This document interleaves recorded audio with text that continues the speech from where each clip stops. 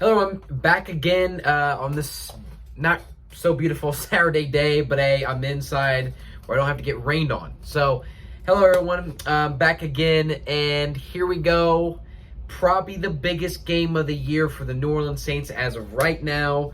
The Saints-Bucs preview. Obviously, this is a thing I do on my channel consistently, previewing Saints games. And this one, ladies and gents, will be a doozy. And here's the thing. I'm going to lay this out here right now. The Saints have a great chance of winning this game, or at least they have a chance. But I don't think it's going to happen. I think the Bucs win 30-24. I think Brady has 2 touchdowns in the game. Passing for 265 yards. I think Fournette has over 100 yards rushing. And doesn't score a touchdown, but has rushed over 100 yards. I think Evans snatches about 1 or 2 touchdowns, and I think Gronk has about 80 yards, 6 receptions for 80 yards. And then on the New Orleans side, I see Kamara scoring 2 touchdowns. I also see Winston throwing for a touchdown in this game. But again, I think what's going to hurt the New Orleans Saints in this game is I think that the receivers just are not going to get separation. I think it's going to be a close one, but this Bucs team is let me take that back, is for definite one of the best teams in the NFC, and not just the NFC alone, but in the NFL. So that's the dilemma that we're in. I still think the Saints can definitely win this game. They will most certainly win this game if they can. And this is how they win the game. All right? You want the secrets? Come on this channel. I got the answers for you. This is how they'll win the game. A, get to Tom Brady. You get to Tom Brady, you can really disrupt him and discombobulate him. And I think at that point, give the Saints an advantage because you're getting to Tom Brady. When you're getting to a quarterback, he doesn't have time to make the throws. That will be a huge situation for the Saints if they can do that. That'd be an advantage. Number 2, stop the run. Well, hey, Saints are one of the best defenses at stopping the run. If the Saints can stop the run, they neutralize and make the Bucs one-dimensional. On top of that, if they can get pressure on Brady, that means their defense is really on top of the Bucs, and we're not going to see a lot of points coming from that offense. So the number 3, that gives an offense that has been struggling, kind of just inconsistent a little bit, not terrible, gives them some breathing room, especially with Winston. One thing I do fear in this game is he thinks he's going to have to make every play because he's facing Tom Brady. Well, if the defense plays that sensational, Winston's going to be like, okay, I don't have to make all the throws. I can check it down. And granted, Winston has been doing that. But I fear in this game he won't as much. I have that fear. But I think if the defense holds at the end of their bargain, which they've done throughout the season so far, Winston can make better decisions. And this offense, here's the thing. They don't need to score on every drive. They don't need to get in a shootout because, honestly, the Saints are not going to win if they get in a shootout with this Bucs offense. That's another reason.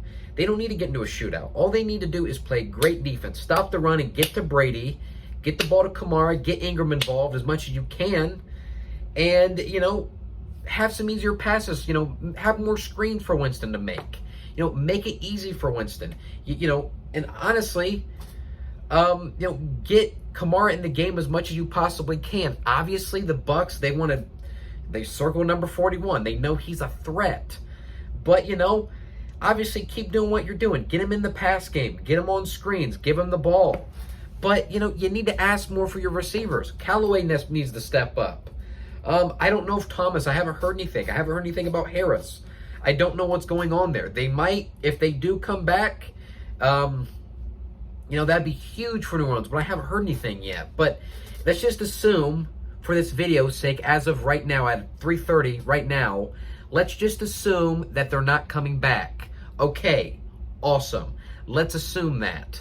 If that's the case, then this is what the Saints offense, this is what we ask for them as the Who Dat Nation. We ask for Callaway, we ask for Troutman, we ask for Stills, we ask for most certainly Traquan Smith. Get separation. Give Winston some opportunities to make things happen. One thing about Winston, I will give him credit. He's done a better job of protecting the football. That is a factual statement. But now let's just get him. This is the third reason the Saints can win the game. They get separation. The receivers get off they get more slants. There's more easier throws Winston can make rather than trying to go deep all the time. And get the run game. This is the fourth reason how they can win. Get the run game established. Run the ball as much as you can, or try to find a balance. But most certainly get the run game. Because if Kamara and now Mark Ingram, thank the Lord, if they can get in and run the ball fantastically, that means that gives the incentive for these defensive, not linebackers, but rather corners and even linebackers to suck up, leaving Jameis Winston a sensational opportunity to make throws down the field with maybe possibly wide open receivers like Traquan Smith, like Kenny Stills, like Marquez Callaway, like Troutman, and heck, maybe even Kamara if they get him in the passing game. So that's where the run game is quite, important, and it's vital in this game, because you're allowing defenders, because they're expecting run, so like a play action, because the run game's so established in the game, you hit them with the play action, you'll have guys running wide open because you have defenders sucking up, thinking that there's a run rather when there's a pass. So that is probably the most important thing the Saints offensively, in my opinion, should worry about, because when you got the run game established, the whole playbook opens up. And that's where on Monday night, the running game was not established. That defense was doing a good job, and Andrews Pete is out. And that's another thing to keep in mind. He's out, which that does suck, obviously, for Saints fans. But the good news is they've done an okay job with him, out. The offensive line still has been serviceable at best. Not great, but they haven't been bad either.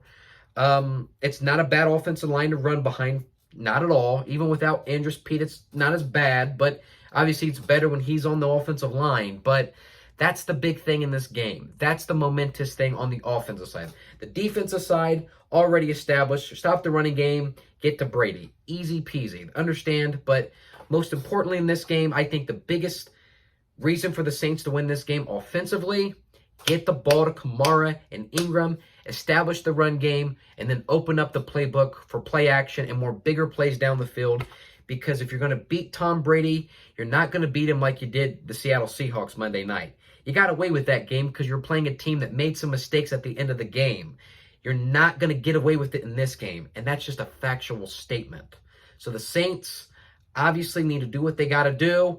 This is kind of a preview, gave my preview, but this video was two-parter kind of. Give my preview, but how the Saints can beat the Bucs. So make sure you guys, Who Dat Nation, whatever happens in this game happens. Understand there's still, still got, a back half of the season to be played. This will be a huge win if New Orleans can win this game. We'll see what happens. But who dat, everybody? Happy Halloween, by the way. Happy Halloween. By the way, who you guys going for? Or if you guys are Halloween, or Halloweening rather, who you going as? Are you going as Alvin Kamara? Mark Ingram, he's back. Drew Brees, who you going as? Comment down below. Hey, everybody, thank you again for watching, and who dat?